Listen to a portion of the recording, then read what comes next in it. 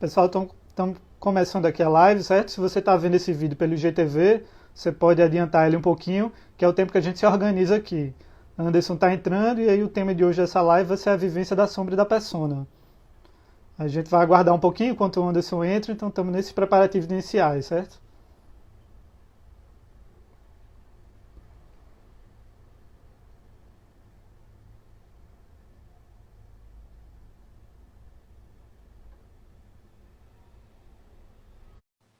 Anderson, tá me ouvindo?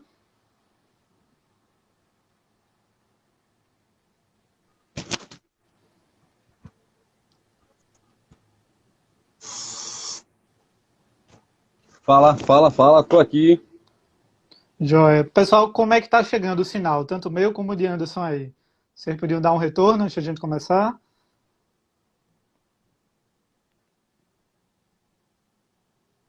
Todo mundo ouvindo a gente direitinho.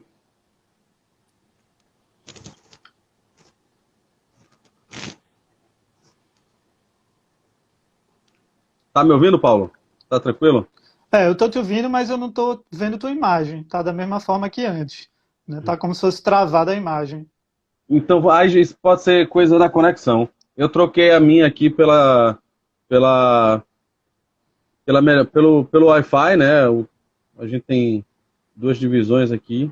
Sim, E aí eu peguei a de melhor qualidade, mas tá. pode ser que o Instagram acabe provocando isso pela quantidade de lives que acaba rolando.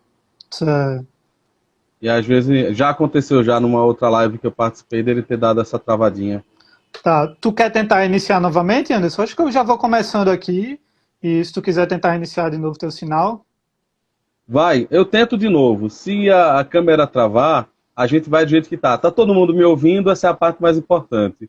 joia. Vou sair aqui e É, volto. joia. Enquanto isso, eu já vou começando então, certo?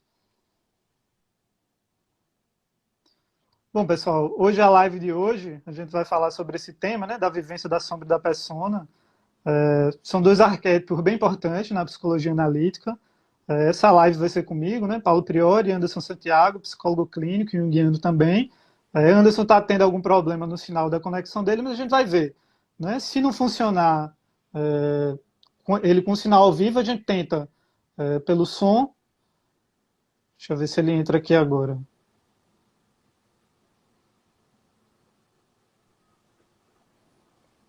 Tô aparecendo? Tá, mas teu sinal está Agora. travado. Ah! Vamos assim, vamos assim, vamos assim. Vamos embora então. Pelo É, menos o cara tenha travado numa posição mais legal, né? tá travado na posição de pensador. Né? Então, Eita, tá boa, tá boa. Tá... então vamos lá, vamos dar início, certo, pessoal?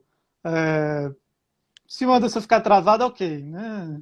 Vocês Não, é tranquilo. abstraem isso aí, eu acho que a imagem volta com o tempo.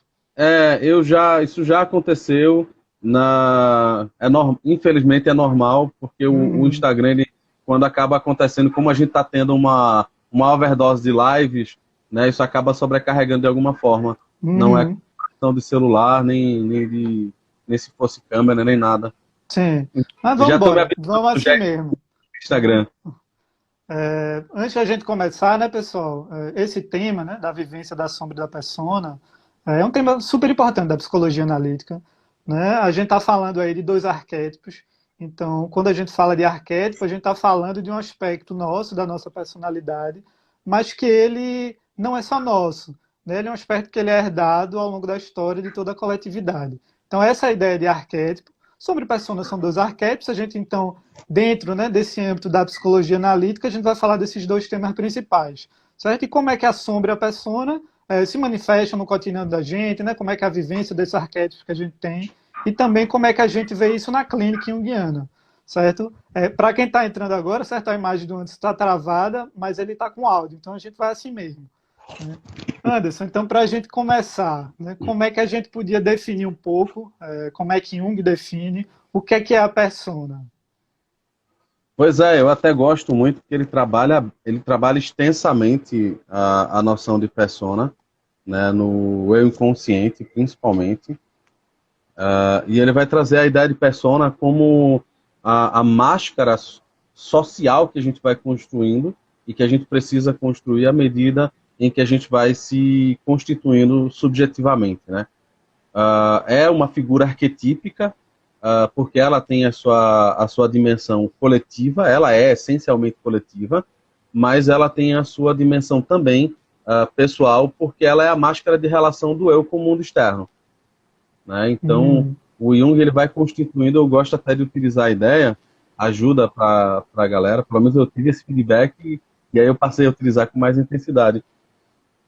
Para entender bem o que é a persona, entender a noção de papel social que a gente utiliza em psicologia social. Aquele papel que você exerce, né? É praticamente a mesma coisa. Até a Jolande Jacobi, no livro dela, vai dizer que existem três fatores para que a persona possa funcionar corretamente. E isso é bem bacana porque dá para a gente discutir extensamente, né, com relação ao que a gente tem vivido até atualmente. Ela coloca que a gente vai ter a ideia de um ideal do eu, né, ou de uma imagem desejada. Qualquer um de nós aqui já se pegou em algum momento, né, pensando sobre a imagem ideal que a gente gostaria de ter. Será que eu consigo representar esse ideal de mim? Né? O segundo seria uma imagem geral que o mundo circundante faz a respeito, né, do que é um ser humano, né, e a partir do que as pessoas esperam da gente. E a terceira seria as condições, né, dadas física e psiquicamente.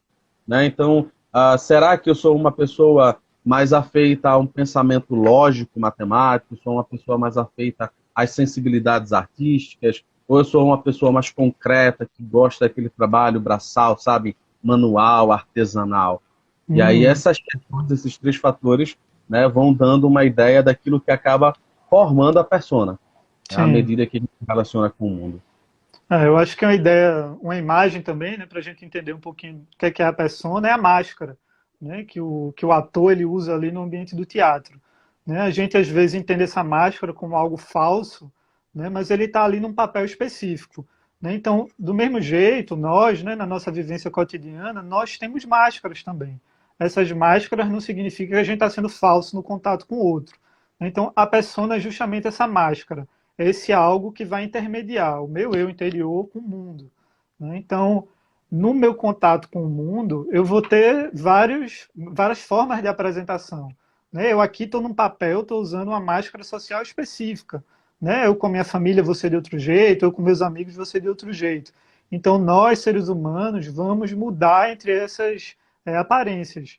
Né? Então, um dos problemas, por exemplo, que a gente encontra muito na clínica é alguém que está muito apegado a um papel ou uma máscara dessa específica. Então, vamos supor, né, o cara tem um emprego de juiz. Né? Então, ele tem essa persona, né, uma máscara social. Esse papel de juiz dele vai ter uma série de características inerentes ao cargo dele que são esperadas que ele desempenhe. Né? Então, esse cara que é juiz, ele vai ter uma posição específica no exercício da profissão dele. O problema que acontece às vezes é que a pessoa, sei lá, o juiz, ele quer ser juiz em todos os âmbitos da vida dele. Então ele quer ser juiz na família, ele quer ser juiz no relacionamento, ele quer ser juiz, né, entre os amigos, ele quer estar exercendo exatamente a mesma persona, a mesma característica social em outros ambientes. Então esse arquétipo da persona, ele pressupõe também uma certa flexibilidade da gente, a gente poder entrar e sair desses papéis, do mesmo jeito que faz um ator, né? Você pensar em qualquer ator de cinema ou de teatro, ele vai entrar e sair nos papéis que ele faz. Ele não vai ficar vinculado ou fixo a um papel específico. Imagina, o cara, sei lá, fez o Coringa no cinema e ele saiu socialmente com aquele mesmo papel. Ele não conseguiu sair daquele papel. Então, essa é a função da persona. Essa interação com o mundo nesses papéis que a gente entra e sai o tempo todo. Isso, isso. E é massa que tu tocou nesse ponto, tu trouxe o Coringa, e acho que foi a Kátia que fez uma pergunta logo sobre não há como escapar das personas, né? Se a gente for pensar bem a psicologia do Jung, né, e às vezes, pela nossa experiência, né, a gente que já está estudando, a gente fez a mesma turma que a Kátia, né? Então, para quem está ouvindo, para entender talvez até a proximidade, a persona, ela, além dessas três qualidades que eu trouxe, ela tem a função essencial também, junto com isso, tudo que você falou, de permitir uma adaptação, né? Vamos dizer assim, seria muito difícil para cada um de nós conseguir se constituir subjetivamente, construir uma personalidade, ser quem a gente deseja ser, sem uma persona. É como se você quisesse passar por um roseiral sem se machucar com os espinhos. Então a persona, de certa forma, ela se constitui para a gente dentro da existência como uma das formas de adaptação. Né? O Jung ele vai trabalhar com isso. É engraçado que o Jung ele pressupõe da gente um certo nível de perspicácia. O Jung, ele, por saber ali, talvez pela proximidade dos textos dele com Nietzsche, né, ele sabia que o tipo de psicologia que ele estava propondo era uma psicologia que só iria ganhar corpo depois da morte dele. Ele era um autor póstumo, de certa forma, assim como o Nietzsche. E aí, ele vai trazer a ideia, num texto que está no Vida Simbólica, acredito que é no volume 2, ele vai trazer um texto bem curtinho, acho que é um ensaio com 3 páginas, mas onde ele vai falar muito sobre a questão da individuação, da adaptação e da coletividade. Né? Nesse texto ele vai deixar muito claro, quando a gente junta com a noção de persona, o quanto é importante para que a gente, no desenvolvimento, né? Vamos pensar, para quem está ouvindo, nascemos pura inconsciência. Quando a gente nasce, a gente é constituído por uma pura consciência. O campo da consciência surge, no campo dessa consciência com desenvolvimento cognitivo e fisiológico surge o que a gente vai compreender como complexo do eu, e a partir daí esse complexo do eu começa a se envolver com aquilo que, né, ele vai identificando como sendo o mais adequado para ele. Porque uma criança, quando vai se constituindo, dando os primeiros passos, errando, caindo, enfiando o dedo da tomada, vai ter sempre 2 figuras de autoridade, que ela não sabe ainda identificar disso, mas que a gente já sabe, que são os seus pais, que vão estar sempre, pode, não pode, sai daí. E isso nem sempre de uma melhor forma, né? De uma forma que pode machucar, né, os sentimentos, as emoções, pode provocar emoções de raiva, pode promover emoções de alegria. Algum tipo de emoção vai estar sendo provocada com aquela ação. E aí, mesmo que a gente não saiba, né, inconscientemente, a coletividade já nos permite que a persona surja para que a gente vá podendo fazer o quê? A gente percebe muito isso em criança peralta. Eu, pelo menos, eu reconheço que eu também fiz uso disso. Você faz o papel de uma boa criança na frente da sua mãe, mas quando você está longe dela, você sabe o diabinho que você é. Você sabe o quanto pinta, né? Tem até um ditado que diz que quando o dono sai, acho que os gatos ou os cachorros fazem a festa, alguma coisa assim, eu não lembro exatamente qual é o bicho. Mas é aquela ideia de que, assim, na frente da figura de autoridade, eu me porto de uma forma. Quando essa figura sai, eu me liberto. E aí isso permite a gente entender a função da persona, né? É você criar um papel social que, de certa forma, te permite se adequar às demandas, às expectativas dos outros, às expectativas sociais, mas que te protege também. Porque você sabe que, de certa forma, você pode apresentar alguma coisa que vai agradar todo mundo, mas você não precisa ser você não precisa mostrar quem você é por completo. A gente percebe isso também em pessoas que passaram por traumas, que elas acabam fazendo muito isso, só que aí entra na unilateralidade, né? Quando o gato, os ratos fazem a peste, exatamente, Lena Zanin. E aí eu vejo muito isso nessas pessoas que passam por traumas, né? O quanto, nesse caso, patologicamente, elas criam uma persona rígida demais. Por quê? Porque elas têm medo de sofrerem de novo, elas têm medo de se machucarem. Eu acho que uma outra coisa, né, importante nesse tema da persona, que tu trouxe esse ponto, né, Anderson, é a questão da persona. Não existe assim uma persona negativa propriamente, né? A persona você vai estar mais ou menos adaptado àquela função social esperado pelo papel que você está desempenhando. Então, vamos supor aqui, né, numa cerimônia de casamento, né, a noiva tem um papel social esperado ali. Você não espera que ela entre na igreja dando estrelinha, nem fazendo um rap. Né? Não quer dizer que é errado ela fazer isso, mas existem comportamentos esperados dentro daquela vivência. Né? E aí, dentro desse mesmo exemplo, né, toda a vivência da gente, existem alguns comportamentos esperados também. Né? A persona que a gente tem nessas situações, seja lidando no trabalho, na família, ou enfim, com teus amigos. Essa persona da gente, a gente pode ela pode ajudar ou atrapalhar nesse contato social. Né? A pessoa pode estar mais ou menos adequado àquelas funções esperadas. Sim. E é massa tu trazer isso, porque, de certa forma, vê, a gente está falando de vivência, né? Vivência de persona, né? E isso permite a gente fazer um link. A gente está falando muito sobre persona e pode alguém perguntar, mas vocês vão definir de que horas a sombra, né? Eu acho que tudo isso que a gente está fazendo é o gancho necessário para a gente, daqui a pouco, definir sombra. Por quê? Porque, por exemplo, para as pessoas que às vezes não entendem o quanto pode sofrer alguém LGBT, né, quando precisa assumir-se, quando precisa, né, tornar público aquilo que ela é, ou ele é. A noção de persona pode nos ajudar a entender o quanto uma pessoa, né, pode fingir algo que não é e o quanto ela pode carregar de sofrimento. Já que a máscara serve ao mesmo tempo como um mediador, né, na relação com o mundo externo, né, ela pode funcionar também como uma proteção. Alguém aí levantou esse mote, eu acho que é massa a gente comentar isso, né, porque a persona, ela é, como você trouxe, uma máscara.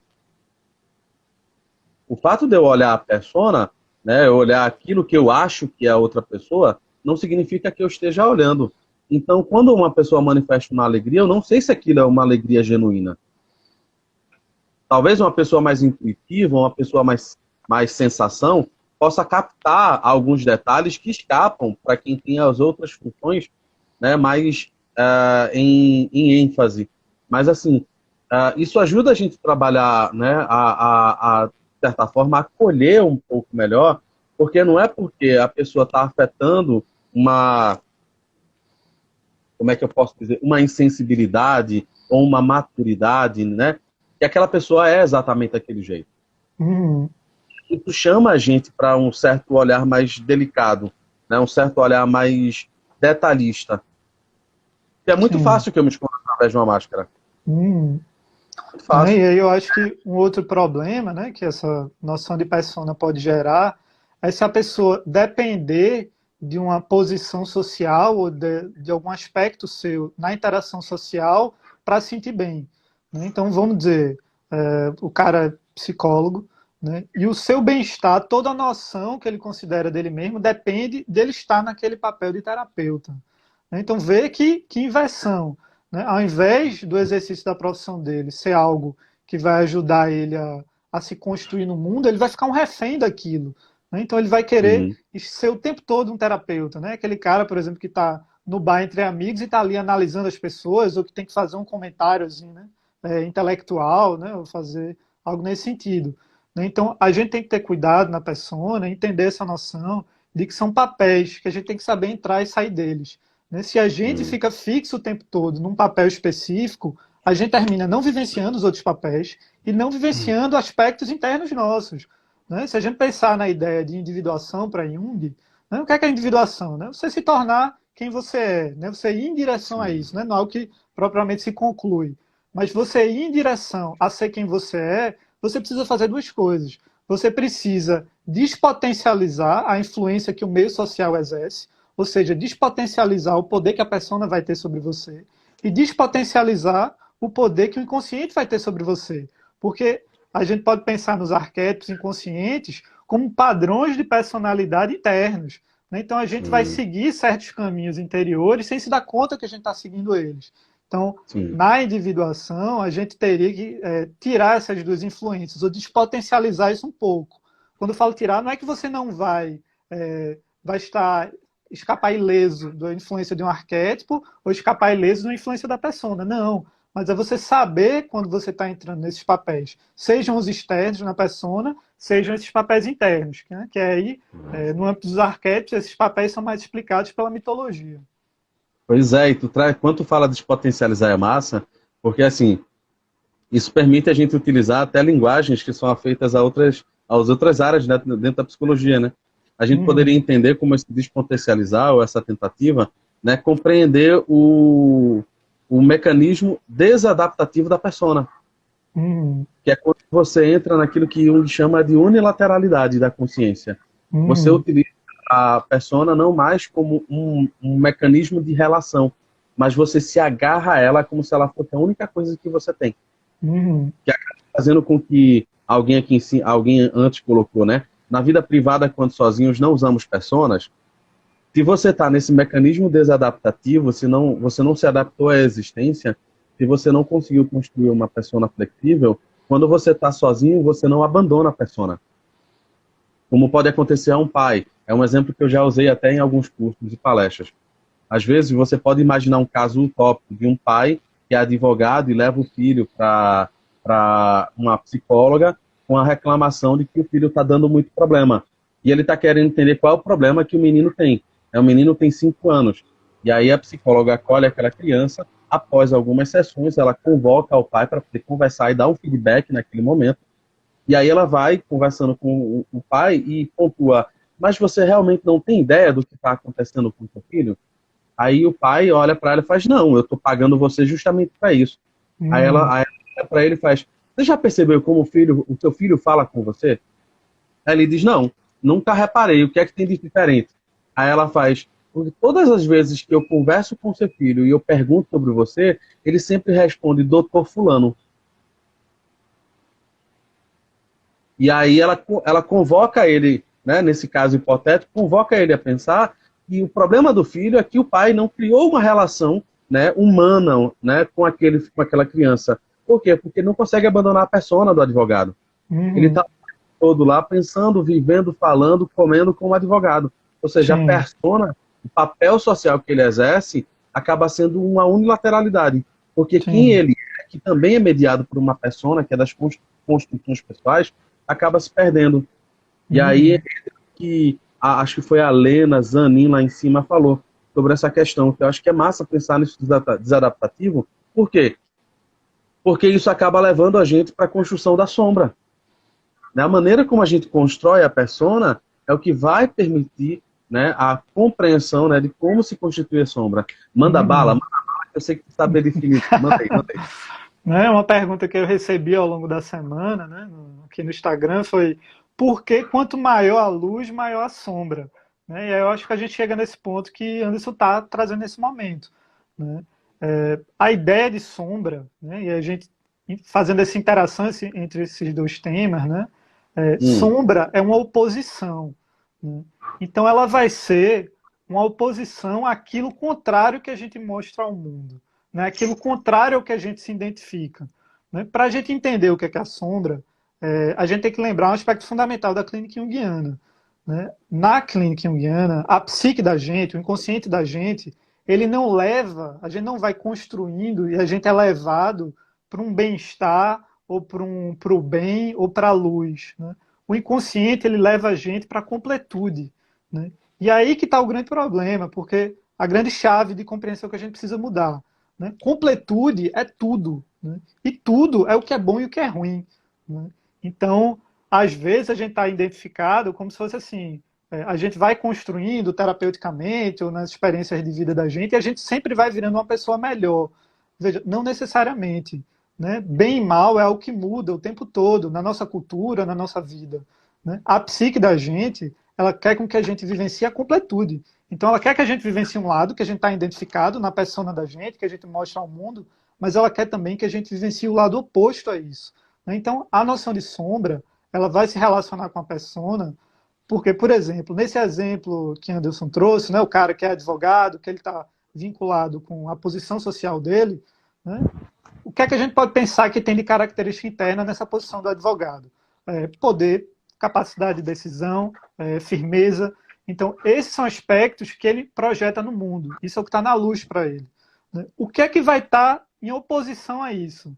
Né? Fraqueza, né? Submissão, sentimento, talvez. Né? Ele pode ser um cara mais racional. Então, assim, a sombra, a função dela é trazer à tona a contradição inerente que existe na gente. Né? Nós não somos seres só de luz. Nós somos seres de luz e sombra. Vai lá, Anderson. Não, e é massa porque quando tu traz isso, nós somos seres de luz e sombra, né? Esse caráter paradoxal da psique, eu gosto de pensar nesse sentido da sombra também, né? Como o nosso problema ético cotidiano. né? E como a gente, pensando, né, na psique, a partir do modelo junguiano, né, da sombra e persona como figuras arquetípicas, tem todo um complexo de conceitos que formam isso, né? A gente precisa compreender a relação de compensação e ou complementação, né, entre consciente e inconsciente.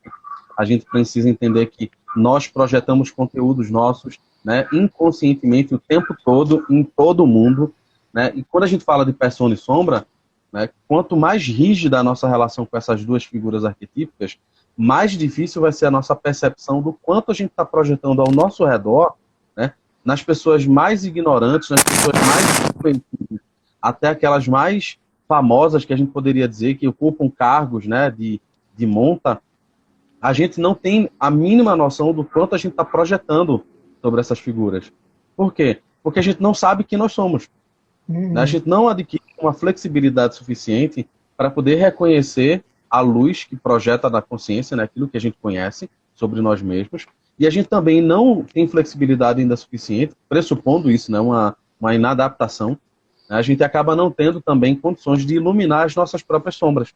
E Uhum. aí a Von Franz, ela tem um momento em que ela fala sobre o quanto as agitações políticas, né, nos países estão cheias de projeções, assim como as intrigas individuais. Às vezes você está no trabalho e você não gosta de fulano.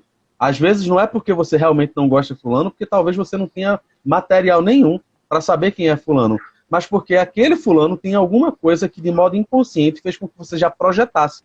Ele tinha um gancho para que você projetasse um conteúdo nele. E aí de repente você diz, não gostei daquele fulano de cara assim. Essa antipatia não é por acaso. Pode ser que você não perceba isso, mas a tua sombra já está agindo naquela relação. Como você não Uhum. encara em você, você precisa encarar em algum lugar. Aí é Sim. importante a relação humana, né? Da gente se colocar em contato com os outros. Porque isso Uhum. vai estar permitindo nossas relações em todo instante. São esses momentos que talvez são os mais propícios para a gente se reconhecer. Né? Quando eu não Uhum. gosto de fulano, quando eu acho que fulano é mau caráter, e aí eu não estou nem tirando o fato de fulano ser realmente mau caráter. Né? Pode ser que fulano seja realmente mau caráter e você teve uma boa intuição. Mas pode ser que fulano não seja mau caráter. Como às vezes acontece da gente não antipatizar uma pessoa e depois com o tempo, a vida, né?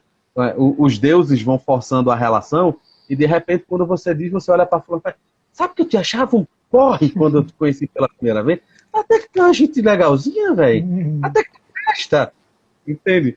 Por quê? Porque a tua sombra naquele momento não estava funcionando com força. E você Uhum. teve, ela não tinha muita energia.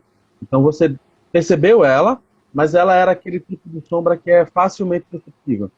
Uhum. Esse eu estou ajudando a galera que está ouvindo e também encaixando aí um pouquinho com a argumentação que tu Uhum. começou. Sim.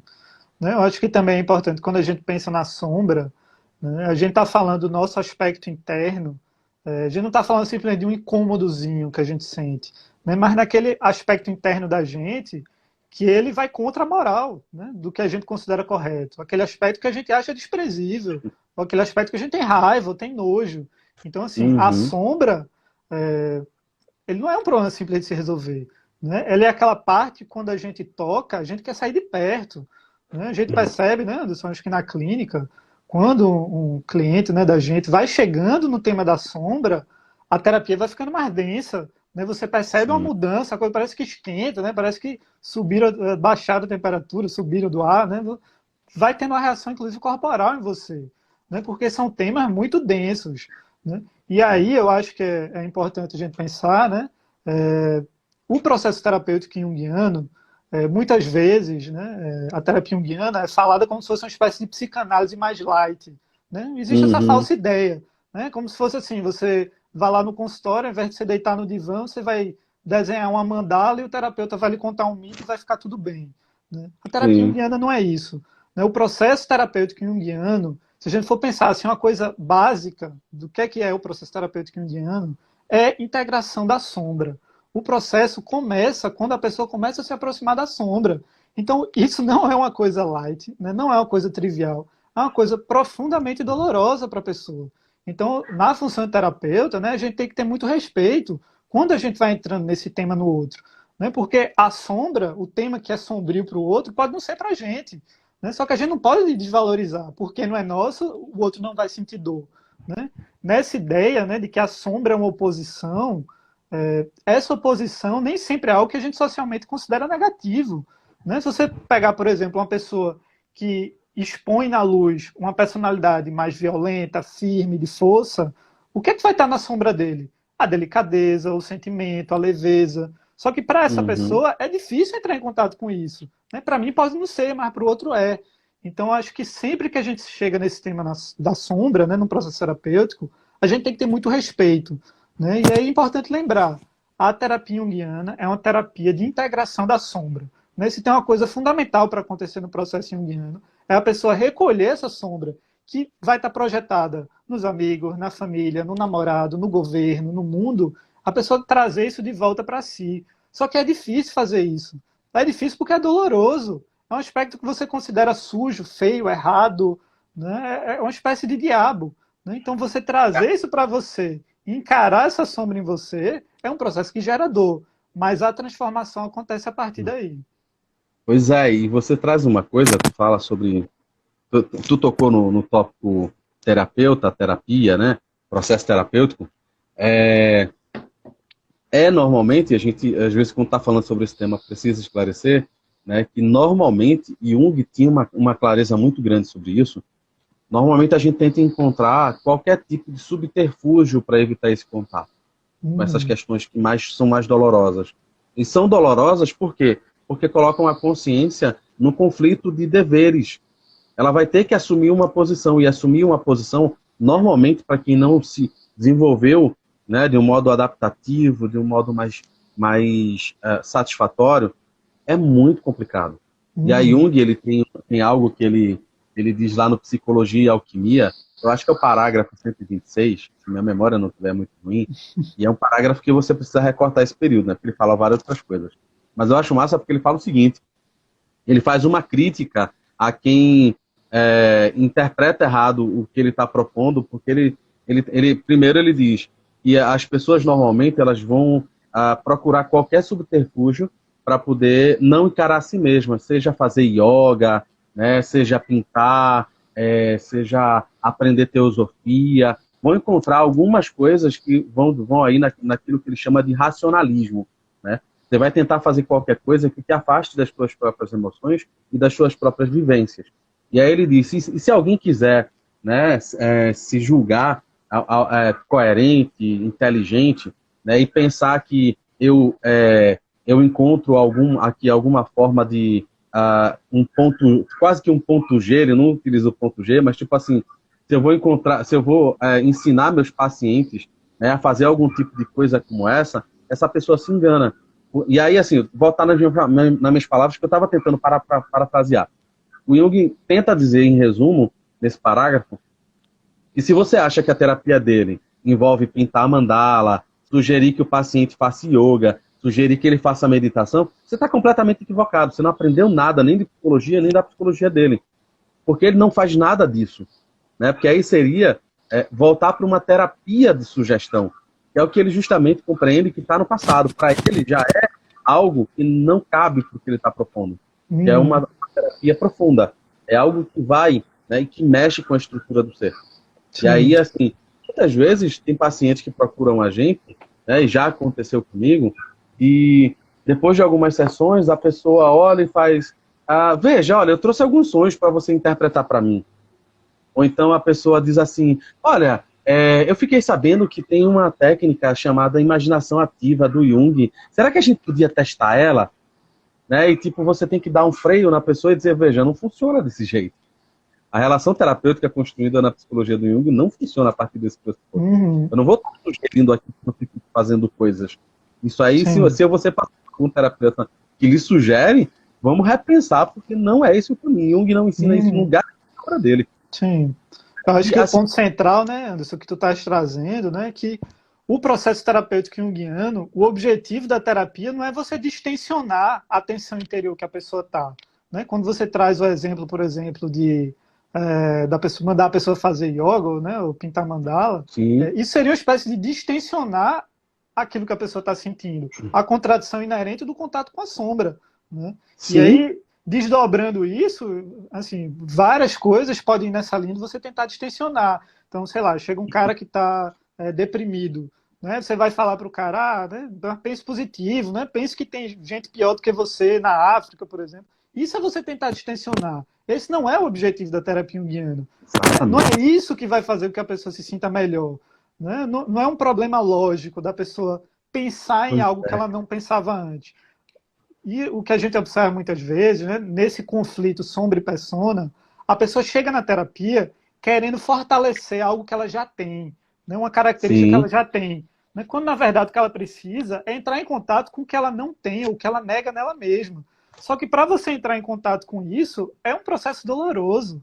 Né? Não tem uma resposta fácil. Não é você dar uma dica quente, né? 10 dicas para a integração da sombra. Não existe isso. O processo é doloroso. O processo leva tempo. Né? Vai lá, Anderson. Não, eu queria complementar isso que tu estás dizendo também com as seguintes questões. O Jung ele vai trabalhar muito extensamente na sua concepção de processo terapêutico, e isso vai envolver os contatos com essas duas figuras arquetípicas. Né? Ele tenta trabalhar muito essa noção de que existem mais ou menos 4 etapas, né, para a gente se relacionar dentro do processo terapêutico. A primeira seria uma etapa que ele chama de confissão. Uma segunda seria uma etapa de esclarecimento. A terceira seria mais ou menos uma etapa de uma educação. Né? E a quarta etapa seria uma análise do inconsciente, um mergulho com o inconsciente. Se a gente fosse pensar dessa forma, sugerir coisas ao paciente, né, para que ele reconheça a própria sombra, primeiro, pode cair, normalmente cai exatamente no que você acabou de pontuar, que ele vai escrever isso num texto fabuloso, que normalmente é muito, muito mal lido e normalmente desconhecido por muita gente que se propõe a conhecer Jung, que é o texto Presente e Futuro, onde ele vai falar muito claramente que autoconhecimento não é a mesma coisa que conhecimento do ego. Autoconhecimento não tem a ver com reconhecer o que as outras pessoas acham de mim. Mas, ao mesmo tempo, ele também traz nessas concepções, né, de que se a gente não entender exatamente o que significa, né, o processo terapêutico dentro do que ele está propondo, a gente pode acabar fazendo com as pessoas, né, experiências inautênticas. Que é o que acabou acontecendo ao longo da terapêutica, do desenvolvimento da psicoterapia e da psicofarmacologia, quando psiquiatras perceberam que só medicar o paciente não resolve o problema dele. Por quê? Porque ele pode começar tomando uma pequena dosagem, só que o problema dele não se resolve só com a medicação, só com a substância química. E aí esse paciente, depois de algum tempo, se ele não tiver em terapia, pode ser que ele comece a precisar de uma dosagem um pouco maior. E pode chegar um momento em que, de tanto aumentar a dosagem, porque os sintomas vão se agravando, que o problema real não está sendo trabalhado, esse paciente abandone o psiquiatra e comece a se automedicar. Então, essa criatura, né, ela fez exatamente, ilustrando com o medicamento, aquilo que Jung pede para a gente, como terapeuta, nunca fazer. Que é tentar substituir por ele o próprio caminho dele. Ou seja, quando eu começo a dizer para ele o que ele tem que fazer, olha, eu acho que você devia fazer isso, eu acho que você devia fazer isso, para poder reconhecer a tua persona, para poder reconhecer a tua sombra, eu estou começando a dar para ele um medicamento que não serve. Eu estou fazendo justamente aquilo, o Jung também utiliza a ideia, né, do veneno e da cura. Né? A mesma substância, para um organismo, pode ser um veneno, numa dosagem, mas para outro pode ser uma cura. Então, quando eu começo desrespeitando, porque isso também faz parte dessa compreensão que a gente tem da psicologia dele, quando eu começo a sugerir para ele o que ele tem que fazer, eu estou desrespeitando a individualidade dele. Fazendo como qualquer curioso faz, quando vê um casulo, né, de uma borboleta, e acha que, assim, vê ela se debatendo lá dentro, eu vou romper por ela esse casulo, porque eu vou facilitar com que ela saia. E ao invés de estar, eu estou matando a personalidade quando eu faço isso. Por quê? Porque ela precisa do sofrimento para se fortalecer.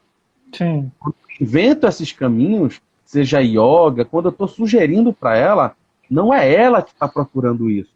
Não é ela que está tentando encontrar esse caminho.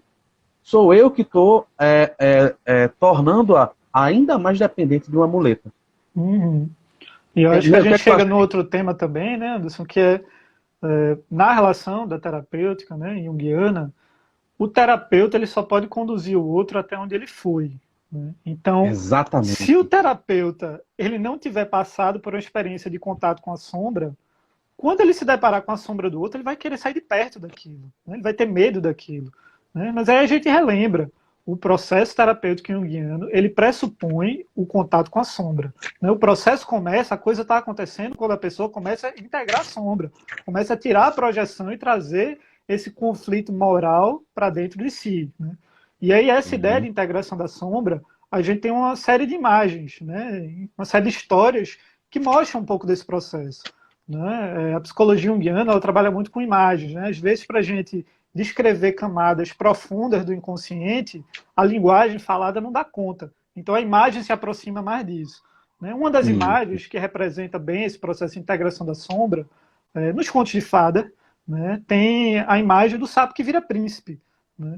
O que é o sapo, né, do ponto de vista de uma história de conto de fada? É aquela criatura desprezível, né? Você pensar na aristocracia ou na nobreza medieval, o sapo ele não vale nada, né? Você quer jogar ele fora, você quer sair de perto dele, né? Só que quando, né, a princesa, né, se aproxima do sapo, né, ela consegue integrar isso e ele se manifesta no aspecto de príncipe. Ou seja, a transformação estava justamente no aspecto mais obscuro, mais negado da gente, né? Uma outra imagem que fala também desse processo, no budismo, você tem a ideia da iluminação como a flor de lótus, né? A flor de Uhum. lótus, ela não brota de campos floridos, ela não brota de uma floresta maravilhosa, ela brota da lama, né? O que é que essa Uhum. mensagem está falando também, né?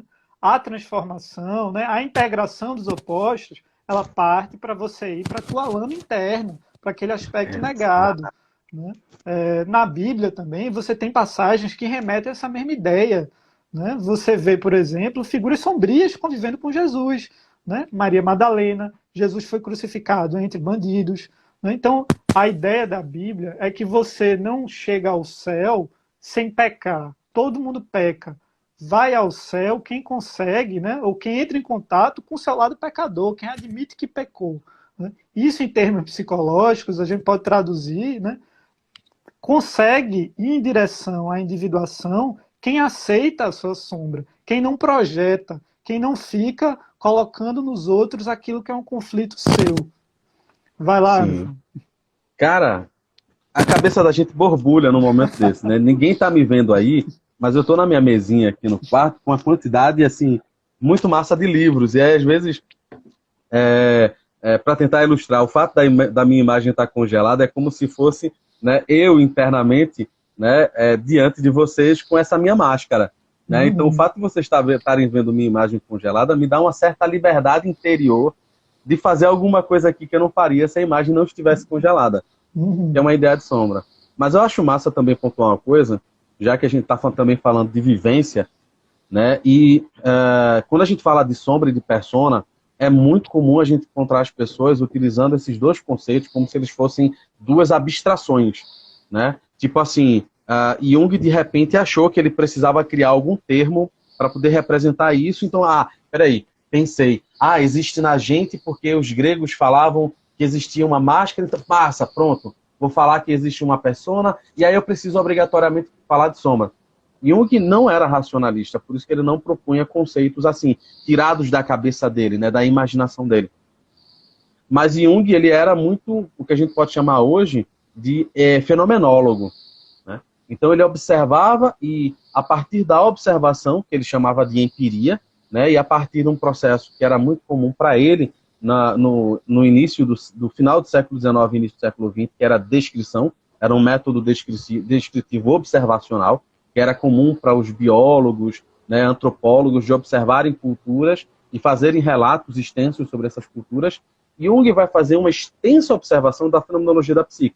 E aí os conceitos de persona e sombra não surgem no momento em que ele está devaneando em casa ou no consultório e de repente elabora, não. Ele conjuga, ele reúne uma quantidade absurda de fenômenos, que ele vai nomear também de fenômenos análogos e afins, e percebe uma unidade nesses fenômenos, percebe que eles representam um mesmo núcleo, um mesmo mitologema.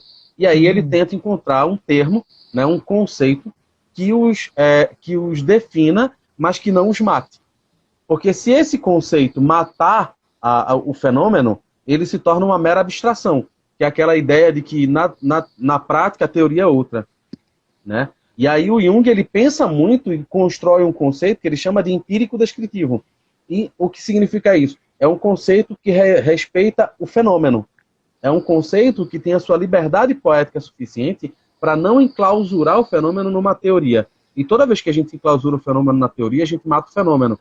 Por quê? Porque a gente perde de vista o sujeito, né? E eu acho que é sempre massa a gente pensar nisso, quando a gente fala de vivência e de vivência da sombra da persona. Por quê? Porque quando Jung traz esse conceito, né, ele é um conceito vivencial. Não é um conceito pensado em laboratório. Não é um conceito pensado, né, dentro de uma sala acadêmica. É um conceito retirado da experiência cotidiana. E eu acho que isso é massa e fez com que ele se assustasse no final da vida dele, quando parado num bondinho na Suíça, né, uma senhora, que ele olhou assim, parecia aquelas costumeiras senhoras, né, que as burguesas de antigamente, né, que não tinham acesso, porque na época de Jung, infelizmente, início do século XX, a gente sabe que pouquíssimas mulheres tinham acesso à faculdade, tinham essa liberdade para poder buscar, né, desenvolver-se. Elas tinham um papel fixo, de certa forma, que era o da dona de casa, e quando era rica, aquela mulher que representa o status da família. E aí uma senhora, né, o para e pergunta assim, o senhor é o Dr. Jung? Aí ele fala, sim, sou eu. Ela faz, eu queria muito lhe agradecer. Aí ele para e faz, como assim? Eu nunca lhe vi, você quer me agradecer o quê? Ela fez, eu quero lhe agradecer pelos seus livros. Os seus livros são como pão para mim. E aí um se assusta, mas ao mesmo tempo, depois de uma breve reflexão, ele pensa e faz, tá aí quem realmente vai acabar reconhecendo a minha psicologia. Por quê? Porque como ele traz conceitos que são do nosso cotidiano, que são daquelas experiências mais profundas e mais íntimas, né? Se o mundo acadêmico não quisesse reconhecer, problema deles. As pessoas iam reconhecer a psicologia dele. Por quê? Porque é baseado na experiência humana. O que ele apenas faz é tentar dar um nome o melhor possível, né? Mas não daquele que matasse o fenômeno, para que a gente pudesse identificar e falar sobre, estudar sobre, pesquisar sobre. Né? Eu acho que é massa pontuar isso, porque existem muitas fantasias em torno de quem era Jung e da psicologia dele, que leva até a essa confusão que você trouxe, né? Do modo como olham, né, bem deturpado sobre o conceito da psicologia dele, o papel do terapeuta, né, dentro dessa psicologia. Sim, eu acho que nessa ideia também, né, de que a gente não deve enclausurar o fenômeno, né, numa teoria, a gente tem que pensar também que a profissão do terapeuta, né, a prática, quando a gente está ali numa sessão, a gente não vai ajudar o outro jogando um conhecimento racional para o outro. Né? Então, a função da gente não é ser um livro, né, onde a pessoa fala uma coisa e a gente, sombra, que sombra. Né? Sombra, segundo Jung, é tal, tal, tal, tal, tal, tal, tal, tal, tal. Não é assim que funciona a coisa. Né? Existe todo um processo transferencial que você vai acolher algumas sensações e que no momento onde a terapia está acontecendo, você não precisa entender tão fortemente o que está acontecendo. Né? Você precisa depois estudar o caso, né? Levar para a supervisão. Mas assim, o teu objetivo, enquanto você está na terapia, não é ficar categorizando o que é que a pessoa está trazendo. Né? E aí, voltando um pouquinho, né, Anderson, para essa ideia, né, de persona e sombra, né, a gente pode pensar, né, esse tema, né, persona e sombra, a sombra ela sempre vai ser uma espécie de pêndulo. Né? A persona, a gente joga a nossa psique numa direção e a sombra é esse outro lado que a gente vai querer vivenciar. Né? Só que para a gente vivenciar esse movimento pendular, quando a gente joga o pêndulo para um lado, ele não vai para esse lado e para no centro. Ele vai para o lado oposto. Né? Então, do mesmo jeito, a psique da gente também. Né? Quando a gente tensiona a nossa personalidade numa direção, então, vamos dizer, né? Se eu fosse uma pessoa que tivesse identificada com ser uma pessoa muito boa, né? Ser sempre aquele que traz uma palavra de sabedoria, né? Ser sempre né, aquele intelectual, vamos dizer que essa seja a minha persona. Se eu estou identificado com isso, se eu jogo isso para o mundo, a qualidade oposta vai estar na sombra. Então, o movimento pendular que a psique da gente vai fazer é tentar fazer com que a gente vivencie essa característica oposta. Se a gente não Sim. vivencia isso no cotidiano, ou seja, se eu fico rígido, firme a minha ideia, né? Não, eu sou intelectual, eu sei de tudo, né? Eu só trago sabedoria às pessoas. Se eu fico fixo nessa ideia, né? Esse meu lado sombrio, ele vai aparecer de duas formas. Como eu não consigo vivenciar isso em mim, eu vou ver isso nos outros. Então, o outro que vai ser burro, né? O outro que vai ser fraco, o outro que não vai ser Hum, intelectual, né? Ou isso pode aparecer também nos sonhos, né? Quando a gente tensiona nossa psique numa direção, é, a psique ela está implorando para que a gente vivencie a qualidade oposta, mas a gente não vivencia. Né? Na maioria das vezes é doloroso a gente vivenciar a qualidade oposta. Então a gente tensiona, a gente se identifica com a parte. Né? sim. Essa ideia que eu queria trazer um pouquinho. Massa, e é massa você trazer isso porque quando tu traz a ideia de pêndulo, tem uma coisa que a gente não tem como deixar passar, né? O que é que sustenta o pêndulo? Se a gente for pegar essa metáfora, essa imagem que você tentou pintar, o que vai sustentar o pêndulo nesse movimento, seja para o lado da sombra, seja para o lado da persona, é a atitude da consciência, que é o que, de certa forma, também está presente no ego. Né? O ego, ele nos coloca numa posição em que você precisa ter uma atitude. A gente sempre tem uma atitude diante da vida, seja uma atitude passiva ou uma atitude ativa, né? Ou uma atitude temerosa, que é um meio termo entre passivo e ativo também. Mas o modo como o pêndulo vai funcionar vai ser também diante dessa atitude, né? Se eu tenho, e aí eu acho que, porque tentando responder alguma pergunta que falou alguém perguntou lá em cima, né? A ideia de que, entendendo a psicologia do Jung como paradoxal, né? Então, ao mesmo tempo que eu tenho luz, eu tenho sombra, porque não tem como não existir, né? Não, tem que ser uma realidade tridimensional, né, quadridimensional, não é apenas tridimensional, mas principalmente tridimensional porque ela projeta uma sombra, e quadridimensional porque a gente almeja uma totalidade. Não uma perfeição, mas uma totalidade. Né? À medida que esse complexo do ego vai se formando e vai se relacionando com essa máscara, que é o que vai mediar a relação dela com o mundo externo, né? Se essa atitude da consciência ela se desenvolve como um psicopata, por exemplo, o que é que vai estar na sombra desse sujeito? Exatamente toda aquela luz que ele não reconhece em si. Da mesma forma que a gente imagina uma pessoa que tenta ser boa e honesta, na sombra dele, provavelmente, vai ter tudo aquilo que ele rejeita nele mesmo. Porque é incompatível com a atitude da consciência. E aí é incompatível com a persona. Né? E isso é extremamente importante para a gente pensar. Né? Por quê? Porque nos leva à necessidade da gente entender, e eu vou trazer um exemplozinho. O Jung, no livro, no seminário que ele deu em 1935, Fundamentos de Psicologia Analítica, acredito que é exatamente lá. Ele vai relatar um caso de uma viagem que ele fez para a Índia, onde, ao viajar para a Índia, ele conversou com um sábio. Ele queria muito trocar essas ideias, né, conhecer as culturas, entender como a mente as psiques, né, culturalmente, era a etnopsicologia que ele aprendeu com Wundt. Né? Então ele vai para a Índia e não aproveita para fazer só um passeio, mas tenta entender a cultura do povo e como funciona, né, a psique, principalmente de um sábio hindu. E aí ele começa a conversar com esse sábio, e depois do primeiro dia, ele relata que ele chegou no hotel se achando o pior dos seres, porque era como se ele tivesse conversado com um santo. Ele para assim e faz, nossa, pô, para onde foi a sombra nesse sentido? Não é possível que esse cara não tenha uma sombra. Pô, vou ter que rever toda a minha teoria, tudo que eu estou elaborando, toda a minha proposta de pensamento. E aí ele faz, não, eu não posso conhecer só ele, eu preciso conhecer a família dele. Esse cara é casado. Peraí, eu preciso conhecer a família dele. E aí ele vai no dia seguinte e se propõe conversar com ele, aí vai, visita a casa dele, conhece a esposa dele. E no relato que ele dá nesse seminário, ele diz, então foi aí que eu percebi, né? Quando um sujeito entra num estado de unilateralidade tão grande como esse sábio, né, entrou, alguém da nossa família vai pagar o preço de ser o receptáculo daquilo que a gente nega. E no caso, a esposa dele era o receptáculo da sombra dele. Porque tudo aquilo que ele não se permitia ser, porque ele era um sábio, a esposa era.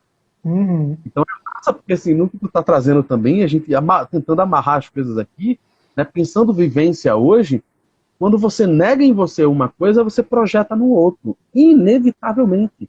E aí isso vai para tudo, seja dentro da política, seja dentro do relacionamento afetivo, seja dentro do relacionamento familiar, seja dentro de um relacionamento, de uma formação, que vai aí, vamos fazer, você, um grupo aí, vamos fazer uma formação para analista junguiano. dentro desse grupo vai ter treta, porque vai ter muita sombra sendo projetada no meio das pessoas que tentam se manter. E eu acho que pensar isso, entender isso, é muito proveitoso, para que as pessoas não tentem ludibriar, elas não têm como enganar a si mesmas. Sim. Porque o inconsciente, ele fala, se ele não falar verbalmente, através de lapsos de palavra, ele vai falar de outra forma. Como Jung relata um caso de uma moça, né, no qual o inconsciente dela, querendo se expressar, fez com que ela batesse o carro. Sim, eu acho que essa ideia que tu traz, né, Anderson, do guru, né, quanto menos a gente vê, né, por exemplo, o guru, né, aquele cara que está totalmente identificado com a luz, né, que a gente acha, onde é que está a sombra desse cara? Né? Tem um conceito Sim. fundamental na psicologia analítica, que é aquilo que está inconsciente, ou quanto mais inconsciente algo está, mais aquilo vai assumir uma característica compulsiva e autônoma. Né? Então, esse guru, né, trazendo essa imagem assim, do cara que parece que não tem uma sombra, essa sombra dele, quando ela vier à tona, ela vai vir à tona de uma forma muito mais compulsiva e muito mais autônoma. Né? Então, tudo que a gente nega na gente vai para esse campo, né, de ter algo autônomo. Quando eu falo autônomo, é algo que quando vem parece que não é a gente. Né? Tenta pensar em uma situação de vida onde você fez algo que quando a situação acabou, você fez, pô, né? Nem parecia que era eu. Né? Era você. Sim. Só que era uma parte da tua personalidade que você nega. Então, quando ela vem, ela tem a capacidade de dominar você completamente. Né? E aí, quanto mais você nega, mais ela vai ter força para te dominar. Né?